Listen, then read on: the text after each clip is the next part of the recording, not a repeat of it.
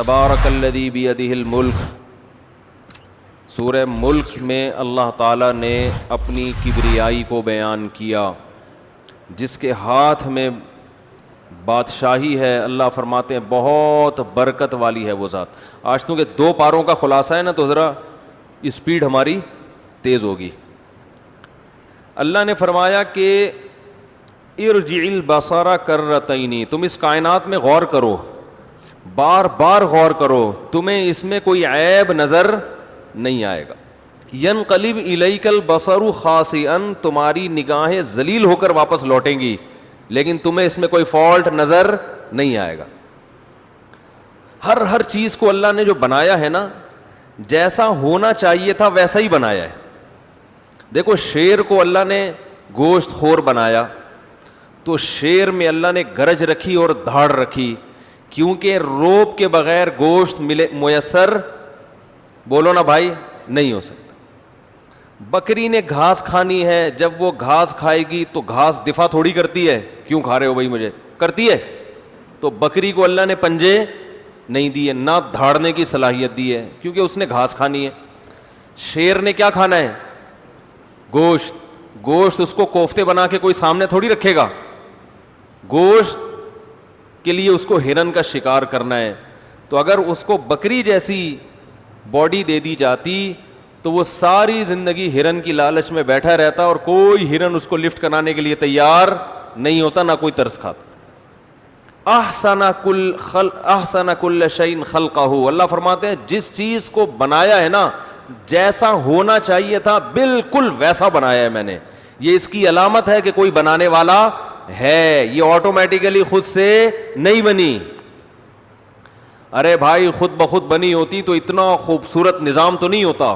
اچھا دیکھو، کچھ جانور ایسے ہیں جن کے جبڑے میں طاقت بہت ہے اور چیڑ پھاڑ کی صلاحیت بہت ہے، ان کی سپیڈ کم ہے۔ اب دیکھو ہرن کی اور شیر کی سپیڈ ایک جیسی ہوتی تو شیر نے تو جنگل کے ہرنوں کا سب کا تیا پانچا برابر کر دینا تھا نا۔ چیتا جو ہے نا، اس میں شیر کے جبڑے جیسی طاقت نہیں ہے، لیکن سپیڈ شیر سے زیادہ، یعنی ایک فالٹ پیدا کیا تو دوسری کوئی کوالٹی پیدا کر دی۔ کچھوے کو آپ دیکھ لو، انتہائی سست ترین جانور، چلنے سے پہلے 6 مہینے تو سوچتا ہے، مشورہ کرتا ہے کہ یہاں سے وہاں جاؤں کہ نہیں جاؤں، پھر چلے گا تو تھوڑا سا بھی اسپیڈ بریکر آ گیا نا کہیں، رک جائے گا وہیں۔ 8-10 مہینے اس کے لیے کوئی مسئلہ نہیں ہے، پڑا رہے گا وہیں پہ، اسپیڈ ہی نہیں بیچارے کی۔ میں نے تنزانیہ کے ایک جنگل میں ہم گئے، ایک جزیرے میں، باقاعدہ ایک شپ میں بیٹھ کے، بہت دور جزیرہ ہے وہ، اقوام متحدہ کے یونائٹڈ نیشن کے کنٹرول میں ہے وہ جزیرہ، اس کا نام ذہن سے نکل گیا اس وقت۔ جب ہم تنزانیہ گئے نا بیان کے لیے، تو وہاں وہ لوگ تھوڑا گھمانے پھرانے لے گئے ہمیں۔ یہ جو میں ملکوں میں سفر کرتا ہوں گھومنے کے لیے نہیں کرتا، بیان کے لیے کرتا ہوں۔ تو کبھی کبھار ہم ڈاکومنٹری بناتے، لوگ کہتے ہیں انجوائے کر رہے ہیں، تو بیان کے لیے جاتا ہے آدمی، تو پھر انجوائے کرنے میں بھی گورنمنٹ کی طرف سے کوئی پابندی نہیں ہے کہ آئے ہیں ایسی تاریخی جگہ دیکھ لے۔ تو وہ جو جزیرہ تھا نا، اس میں اتنے بڑے بڑے کچھوے، اور یونائٹڈ نیشن کی طرف سے ان کی نگرانی ہو رہی ہے، اور وہ پھر دنیا سے کٹا ہوا جزیرہ، کوئی انسان نہیں وہاں پہ۔ تو اس میں ان کچھووں کی عمریں، ان کے جو خول ہوتا ہے نا کیپ، اس پہ ان کی ایج لکھی ہوئی ہے، کوئی 300 سال، کوئی 400 سال، کوئی 350 سال، کوئی 250 سال۔ وہ بہت پہلے سے یعنی جب گوروں کی حکومت تھی وہاں تنزانیہ پہ، تو اس وقت سے وہ اس کی حفاظت کر رہے ہیں کہ یہ یعنی اتنے۔ اور اچھا جو آج پیدا ہوا کچھوا، اس کی بھی ڈیٹ آف برتھ لکھ دی کہ اب اس کی بھی ایج کی، یعنی یہ شروع ہے۔ تو 300-400 سال پرانے کچھوے، تو دیکھو اللہ نے اس کو عمر اتنی لمبی کیوں دی، اس کی سپیڈ بہت سلو ہے۔ تو اب سارے کام اللہ نے کہا کہ تجھے جلد بازی کی اب ضرورت نہیں ہے، کیونکہ تیرے پاس ٹائم بہت ہے جینے کا، اب اس کو جلدی کی ضرورت ہی نہیں ہے۔ اب کیا ہے کہ جب کوئی جانور شکار، اب دیکھو اتنا سست جانور ہے، وہ تو اپنا ڈیفنس کر ہی نہیں سکتا نا۔ کوئی بھی جانور جب شکار کے لیے اس کی طرف بھاگے گا تو یہ بیچارہ تو بھاگ سکتا ہی نہیں ہے۔ شیر آئے، چیتا آئے، کوئی بھی آئے، وہ تو اس کو مار کے چلا جائے، یہ اس کے بھاگنے کا آپشن ہی نہیں ہے، چلنے کا نہیں ہے، بھاگنے کا کہاں سے ہے۔ تو اللہ میاں نے کیا دیا اس کا اتنا مضبوط خول, بڑا خول بنا دیا. اللہ نے کہا جیسے ہی کوئی جانور حملہ کرے گا نا تو خول کے نیچے اپنے آپ کو گردن سمیت چھپا لینا. اب ہوگا کیا, وہ اتنا مضبوط خول ہے اس پہ بندہ کھڑا ہو جائے کوئی اس پہ اثر ہی نہیں پڑتا. تو اب کچھوا کیا کرے گا, جو قریب کھڑا ہوا جانور ہے نا, جانور یہ سوچے گا کہ یہ اس خول سے باہر نکلے گا تو میں جھپٹوں گا, آخر ایک نہ ایک دن تو نکلے گا نا. ارے کوئی ڈاکو کسی گھر میں چھپ جائے تو پولیس چاروں طرف سے گھیرا کر لیتی ہے اور ناکہ بندی کر دیتی ہے کہ بھائی آج نہیں تو کل, کل نہیں تو پرسوں نکلے گا, ورنہ تو بھوکا مرے گا نا. بھائی کب تک پڑا رہے گا, نکلے گا. تو وہ جو ہے نا, اب وہ شیر چیتے کھڑے ہوئے ہیں اس کے پاس, وہ کیا کرے گا, اندر غائب. اب شیر چیتا کہے گا بھائی کبھی نہ کبھی تو باہر آئے گا نا, کب تک چھپو گے پیڑوں کی آڑ میں, کبھی تو ملو گے لنڈا بازار میں, ہے بھائی کبھی تو نکلو گے. تو کچھوا بزبان حال کہتا ہے بیٹا میں نہیں نکلنے والا, میں 100 سال اندر رہوں گا, تو مر جائے گا, میرے پاس ٹائم بہت ہے. وہ پڑا رہے گا, اس کو جلدی نہیں ہے, وہ تو 300 سال 400 سال رہنا ہے اس نے زندہ, تو اس لیے وہ ٹینشن نہیں لیتا. تو اب اللہ نے اس کی اسپیڈ بہت سلو کر دی, تو اسے فائدہ کیا دیا کہ بھائی ایک ایپ تیرے اندر پیدا کیا, تو اب تو ڈیفینس کیسے کرے گا, اتنا موٹا خول تیرے اوپر چڑھا دیا ہم نے, اور تجھے زندگی بہت لمبی دے دی, تو چلے گا آہستہ لیکن تجھے جلدی چلنے کی ضرورت نہیں. اب وہ شادی بیاہ کے لیے رشتہ تلاش کرے گا, 20-25 سال لگ جائیں اس کے لیے کوئی ٹینشن بولو بھائی نہیں ہے. ہمارے یہاں تو جلدی ہوتی نا بھائی, لڑکی کی عمر دیکھو کیا ہو گئی, مولوی صاحب کہتے ہیں نا لوگ, لڑکے کی عمر نکلی جا رہی ہے, 45 کا ہو گیا, 50 کا ہو گیا, 5-6 سال رہ گئے, 2-4 سال رہ گئے. تو ہمارے پاس تو ہے, کچھوے کے پاس یہ ٹینشن نہیں ہے, کہہ رہا ہے ایسی کی تیسی. تو احسن کل شیء خلقہ ثم ہدا. فرعون نے موسیٰ علیہ السلام سے پوچھا نا, فمن ربکم یا موسیٰ, اے موسیٰ کون ہے رب, اس کو ذرا ڈیفائن تو کرو کس رب کی بات کر رہے ہو. تو موسیٰ علیہ السلام نے ان شارٹ حضرت یعنی اللہ تعالیٰ کی ایسا ڈیفائن کیا کہ اس سے بہترین طریقے سے ڈیفائن کرنا اللہ کو ممکن ہے ہی نہیں. موسیٰ علیہ السلام نے کہا احسن کل شیء خلقہ ثم ہدا, میں اس رب کی بات کر رہا ہوں جس نے ہر چیز کو بہترین طریقے سے بنایا اور اسے اس کی نیچر کے راستے پہ چلا دیا, بنایا بھی اور راستے پہ چلایا بھی. بکری کا بچہ پیدا ہوتا ہے تو یہ تو اللہ نے بنا دیا اس کو, اس کی 2 ٹانگیں ہیں, کھر ہیں, دماغ ہے, آنکھیں ہیں, کان ہیں, ہر چیز ہے نا بہترین, یہ تو ہے بہترین طریقے سے بنایا. اور اسے اس کی فطرت پہ چلانے کا مطلب کیا ہے کہ جیسے ہی بچے کو بھوک لگتی ہے, بکری کے بچے کو, وہ ماں کے تھنوں کی طرف لپکتا ہے, اسے پتا ہے کہ دودھ کہاں سے ملے گا اور کیسے میرے حلق میں اترے گا. اسے کس نے سکھایا, ماں کے پیٹ میں اللہ نے سکھایا کہ اس کو اس کے راستے پہ چلا دیا. اسے بتا دیا کہ دودھ پینا ہے, اس کے علاوہ کچھ بھی نہیں کھانا. بچہ بکری کا بچہ پیدا ہوتا ہی ہے, ابھی آنکھیں پوری طرح کھلی نہیں ہوتی, ماں کے تھن تلاش کر رہا ہوتا ہے کہاں ملے گا مجھے, اور تلاش میں ہوتا ہے بس مجھے دودھ چاہیے. تو یہ بھائی کہاں سے اس کو پتہ چل رہی ہیں یہ چیزیں. تو اللہ بھی فرماتے ہیں کہ تم اس کائنات میں عیب تلاش کرو, شہد کی مکھی کو اٹھا کے دیکھ لو, اللہ نے اس کو بنایا شہد بنانے کے لیے, سر سے لے کے دم کی آخری حصے تک ہر عضو اس کا اسی حساب سے ڈیزائن کیا گیا ہے کہ وہ کیا بنائے, شہد بنائے. اسی حساب سے آنکھیں دی گئیں, اسی حساب سے اتنا سا کھوپڑی میں دماغ, اس میں ایسی ٹائٹ انسٹالیشن ہوئی ہے کہ وہ بائی ایئر سفر کرتی ہے اور اسے ٹریگنومیٹری کا علم سیکھنے کی ضرورت نہیں ہے, بائی ایئر سفر کرتے کرتے چھتے پہ پہنچ جائے گی وہ. یہ جو شہد کی مکھی چھتوں تک واپس پہنچتی ہے یہ آسان نہیں ہے, سائنسدان حیران ہے یہ جاتی کیسے ہے, اتنا دور نکل کے اس کو راستے یاد کیسے رہتے ہیں کہ کہاں واپس آنا ہے.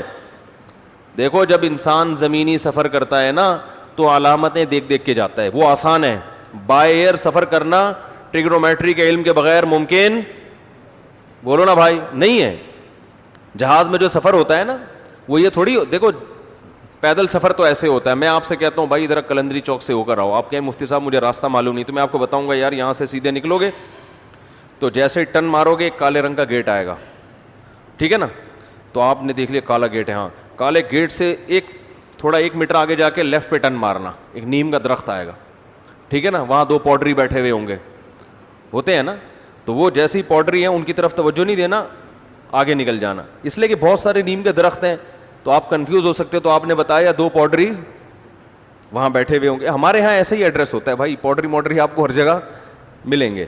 تو پھر ہم کہتے ہیں آگے جاؤ گے تو ایک گولے گنڈے والا آئے گا. وسیم گولے گنڈے کو لیفٹ پہ چھوڑتے ہوئے تھوڑا سا آگے جاؤ گے تو وہ جلیبی والا آ جائے گا, ٹھیک ہے نا. تو ایسے ہم ایڈریس سمجھا رہے ہوتے ہیں, جتنا دور پہنچانا ہے آدمی بولو نا بھائی پہنچ جاتا. لیکن جب بائی ایئر سفر کرو گے, جیسے بھی یہ لاہور سے کراچی, تو یہ تو نہیں کہ پائلٹ کو یہ بتایا جائے بھائی تو جب لاہور سے اٹھے گا نا ذرا نیچے دیکھتے رہنا بادشاہی مسجد آئے گی, تو بادشاہی مسجد سے نا آگے مینار پاکستان سے سیدھا ٹرن مارنا, تو ایسا نہ ہو آگے وہ انڈیا نہ نکل جانا, ادھر ٹرن مارنا. تو ملتان تھوڑا آگے جا کے, اتنی جلدی آئے گا نہیں لیکن میں مثال دے رہا ہوں کہ ملتان کے لال رنگ کا نا وہ ایک عمارت نظر آئے گی, سمجھ لو آدھا راستہ طے ہو گیا ہے, ملتان آ گیا. ملتان سے تھوڑا آگے ٹرن مارو گے, کھیت آنا شروع ہو جائیں گے کھجور کے, سمجھ لو سکھر کیا ہو گیا بھائی, ایسے سفر کرتا ہے جہاز. وہ تو کرو ٹریگنومیٹری ہے کہ بھائی عرض بلد طول بلد, اسی پہ چل رہا ہوتا ہے نا. تو مکھی کے بارے میں جو سائنسدان ہیں, شہد کی مکھی کے بارے میں, وہ یہ کہتے ہیں کہ شہد کی مکھی چھتے سے اڑ کے جب دور دراز علاقوں پہ جاتی ہے تو یہ زمینی نشانات دیکھ کے سفر نہیں کرتی. تبھی اگر شہد کی مکھی چھتے سے نکلے اور باغ میں جائے, درمیان میں وسیم گولے گنڈے والا اس کو ملے, آپ وسیم گولے گنڈے والے کو وہاں سے ہٹا دو, واپسی پہ پھر بھی مکھی کہاں پہنچے گی, چھتے میں. لیکن اگر آپ کو ویسے میں نے ایڈریس سمجھایا, ادھر سے جاؤ, ادھر 2 پوڈری بیٹھے ہوئے, ادھر سے وسیم گولے گنڈے والا, آپ گئے وہ پوڈری چلے گئے تھے وہاں سے, تو آپ تو وہیں کھڑے ہوئے, یار پتہ نہیں کون سا درخت بولا تھا مفتی صاحب نے, ہے بھائی یہ تو سلیم گولے گنڈے والا ہے, وسیم تو یہاں پر کوئی ہے نہیں. تو آپ کنفیوز ہو جاؤ گے نا. مکھی کنفیوز نہیں ہوتی, جاتے ہوئے وسیم گولے گنڈے والا ہو یا آتے ہوئے سلیم گولے گنڈے والا ہو, مکھی کی صحت پہ اس سے کوئی اثر نہیں پڑتا. اس نے بائی ایئر سفر کرنا ہے, اور سورج کی کرنوں سے اندازہ لگاتی ہے, سائے سے اندازہ لگاتی ہے کہ میں جب نکلی تھی تو یہ سایہ یہاں تھا, واپسی پہ یہ سایہ یہاں ہے. اس سے پتہ نہیں اس کے دماغ میں اللہ نے ایسا کرو ٹریگنومیٹری کی ایکویشنز انسٹال کر دی ہیں کہ اتنا پیچیدہ علم کہ تبھی قرآن کہہ رہا ہے فصل کی سبل ربی کی ذلولا, اے مکھی تو شہد کی تو پھلوں کی تلاش میں دور دراز علاقے کی طرف چلی جا, گھبرانا نہیں, واپسی کے لیے تیرے رب نے تیرے راستے تیرے لیے مسخر کر دیے. ذلولا کا معنی ان کو ذلیل کا معنی کم تر بنا دیا. تو ان راستوں پہ بیٹھ کے آئے گی, وہ راستے تیرے فرما بردار ہیں, تجھے راستے سے پوچھنا نہیں پڑے گا, راستے تجھے خود بتائیں گے کہ کہاں جانا ہے. تو نے راستوں کو ہم نے تیرا غلام بنا دیا ہے. کیسی اللہ کی قدرت ہے بھائی, یہ خود بخود بن سکتی ہے. یہ اللہ فرما رہے ہیں کہ اس کائنات میں غور کرو, تمہیں کوئی عیب نظر نہیں آئے گا. اور فرجع البصر کرتین, بار بار نگاہ اٹھا کے دیکھو, ہل تری من فطور, کوئی فطور تمہیں نظر آیا اس میں. اور ینقلب الیک البصر خاسئا, فرمایا تمہاری نگاہیں ذلیل ہو کر آئیں گی, وہو حسیر, اور تھک چکی ہوں گی. یہ ذلیل کا لفظ اللہ کیوں استعمال کر رہے ہیں؟ یہ چیلنج ہے. جب کوئی مناظرے کا چیلنج کرتا ہے نا, تو بھائی آ کے دکھا, تو آ ذرا میرے سے بحث کر, تو یہ اس کو کہا جاتا ہے جو مان نہ رہا ہو. تو اللہ یہ وجہ بتا رہے ہیں کہ انسان میرے وجود کو نہیں مانتا, میری قدرت کو نہیں مانتا. اللہ کہتے ہیں آؤ میدان میں ذرا چیلنج ہے, نظر اٹھا کے ذرا اس کائنات میں غور کرو, عیب تلاش کرو. اللہ فرماتے ہیں تم تلاش کرتے کرتے بالآخر کیا ہو جاؤ گے؟ رسوا ہو جاؤ گے. یہ مناظرہ جو تم نے اللہ سے کیا تھا, یہ مناظرہ تم ہار جاؤ گے, بھری محفل میں رسوا ہو جاؤ گے. جو ایتھیسٹ ہے نا, اللہ کے وجود کا انکار کرنے والے, وہ ان بیسک چیزوں کا جواب دیتے ہی نہیں ہیں, کیونکہ ان کو پتا ہے کہ جو بیسک اللہ کے وجود کے دلائل ہیں ان کا جواب دیا تو ہم کیا ہو جائیں گے؟ رسوا ہو جائیں گے, ذلیل ہو جائیں گے. میں نے ایک ایتھیسٹ سے پوچھا تھا نا کہ بتا بھائی, ایک کاغذ پہ کسی انسان کی تصویر بنی ہوئی ہو بے جان, 2 آنکھیں, 1 ناک, 1 کان, سر, ہونٹ اور ناک, یہ بے جان ہے نا, تصویر بنی ہوئی ہو. اگر ڈارون نے یہ دعویٰ کیا ہوتا کہ یہ تصویر جو کاغذ پہ بنی ہوئی ہے بے جان, یہ اتفاق سے وجود میں آئی ہے, تو مان لیتے. کیا ہو گیا بھائی؟ مان لیتے. وہ کہتا کروڑوں سال میں رنگ کے ڈبے یوں یوں مل ملا کے پورا خوبصورت سا تصویر بن گئی. تو اس کا جواب کیا ہے؟ یہاں جتنے اللہ کے منکر ہیں نا, آج کل ملحد بہت پھیل رہے ہیں یوٹیوب پہ, وہ سب چپ ہو جائیں گے, کبھی نہیں کہیں گے کہ ہاں ایسا ہی ہے. وہ پھر فوراً آپ کو بایولوجی کی پیچیدہ باتوں کی طرف لے جائیں گے. ابے تو یہ بتا بھائی کہ یہ بن سکتی ہے؟ وہ کہے گا نہیں بن سکتی بھائی, کروڑوں اربوں سال میں بھی ایسا نہیں ہو سکتا کہ ایک خوبصورت سی بے جان تصویر خود بخود بن جائے. ہم تصویر سے آگے چلتے ہیں, جب تصویر نہیں بن سکتی تو بے جان پتلا بن سکتا ہے, ایک بت. بولو نا بھائی, ایک بت بن گیا خود بخود کروڑوں سال میں نا, وہ ایسے یوں ہوائیں چلیں اور ایسے تراش خراش کے, جیسے بامیان کے بڑے بڑے بت تھے نا, ایسا ایک بت مجسمہ بن کے سامنے آ گیا. تو بھائی جب یہ بے جان مجسمہ وجود میں نہیں آ سکتا, تو ایسا مجسمہ جس کی آنکھوں میں دیکھنے کی صلاحیت, کانوں میں سننے کی صلاحیت, زبان میں چکھنے اور بولنے کی صلاحیت, ناک میں سونگھنے کی صلاحیت, اس کے جوائنٹ ایسے بہترین انداز سے آپس میں فٹ ہوئے کہ آج تک کسی روبوٹ کے ایسے جوائنٹ سائنسدان نہیں بنا سکے. آج تک مصنوعی جوائنٹ ایسے پیدا نہیں ہو سکے. جو اسٹیل کے گھٹنے ملتے ہیں نا, جو بولیں ملتی ہیں, وہ ایسی نہیں ہے جیسی اللہ نے ہماری باڈی میں لگائی ہیں, اور ایسے خوبصورت انداز سے ڈیزائن کیا اللہ تعالیٰ نے. چلتا ہے, پھرتا ہے, اس کے جذبات ہیں, افسوس ہوتا ہے تو رونا شروع کرتا ہے, اپنے غم کا اظہار کرتا ہے, خوشی ہوتی ہے تو ہنستے ہوئے اپنے خوشی کا اظہار کرتا ہے, محبت بھی کرتا ہے, نفرت بھی کرتا ہے, ڈرتا بھی ہے, بہادری بھی دکھاتا ہے, سخاوت بھی ہے, بخل بھی ہے, وفاداری بھی ہے, بے وفائی بھی ہے. یہ ایک بت میں اتنی ساری کوالٹیز ڈال دی گئی ہوں, اور اس میں نسل بڑھانے کی طاقت اور قوت بھی ہے, غیرت بھی ہے, حیا بھی ہے, شرم بھی ہے, وفاداری بھی ہے. یہ ساری کی ساری کوالٹی اس بت کے اندر ڈال دی گئی ہو. تو بے جان بت کے بارے میں تو کوئی ایتھیسٹ نہیں کہتا کہ غات کہ خود سے وجود میں آیا ہے, اور یہ چلتے پھرتے بت کے بارے میں کہتے ہیں کہ یہ اتفاق سے وجود میں آ گیا. تو یہ عقل پہ ماتم کرنے کا دل کرے گا کہ نہیں کرے گا؟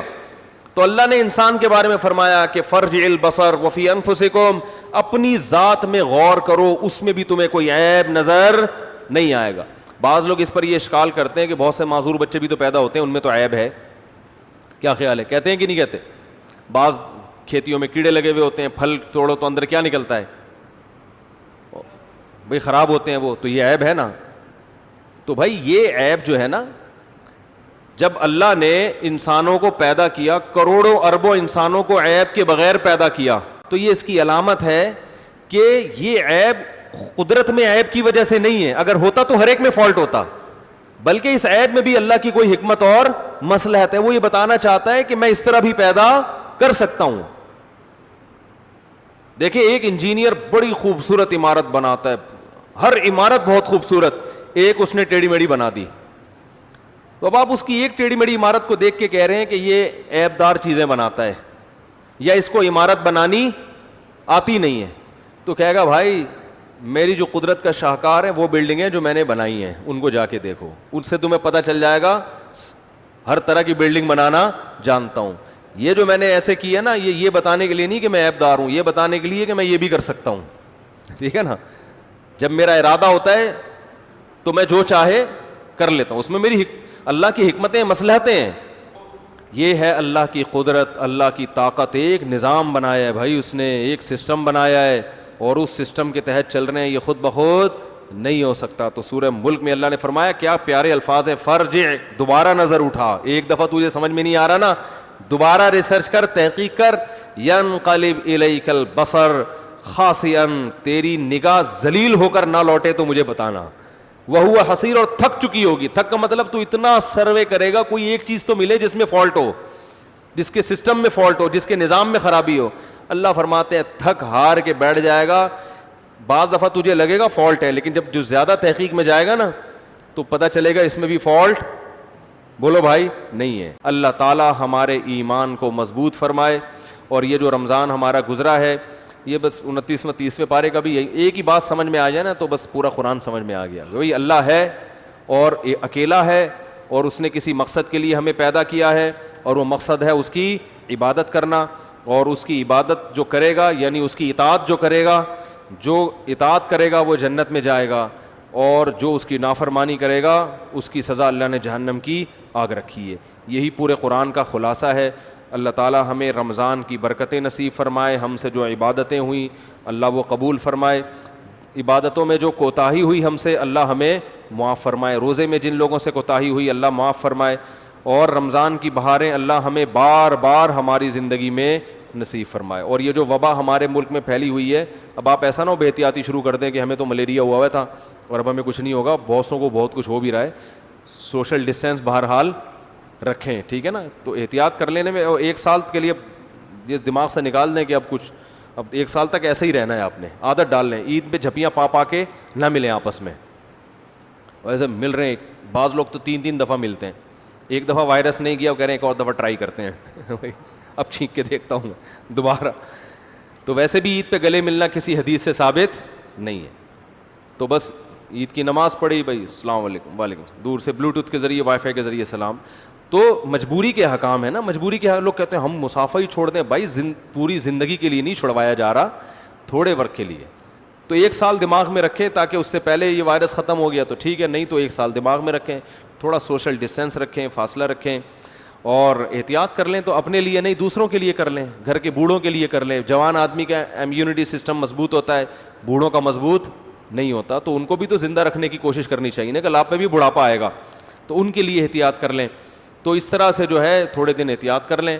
عبادات انفرادی طور پر کریں, جماعت سے نماز پڑھنی ہے تو جو فاصلے جس طرح علماء نے بتایا تھا, ہماری مسجد میں تو نشان لگے ہوئے ہیں, تھوڑا تھوڑا فاصلے سے بیٹھیں, تو انشاءاللہ یہ وبا اللہ نے چاہا تو ختم ہو جائے گی. دوبارہ اسی طرح ہماری جو زندگی کی ایکٹیویٹیز ہیں اور جو ہمارے جو معمولات زندگی اللہ نے چاہا تو انشاءاللہ دوبارہ شروع ہو جائیں گے.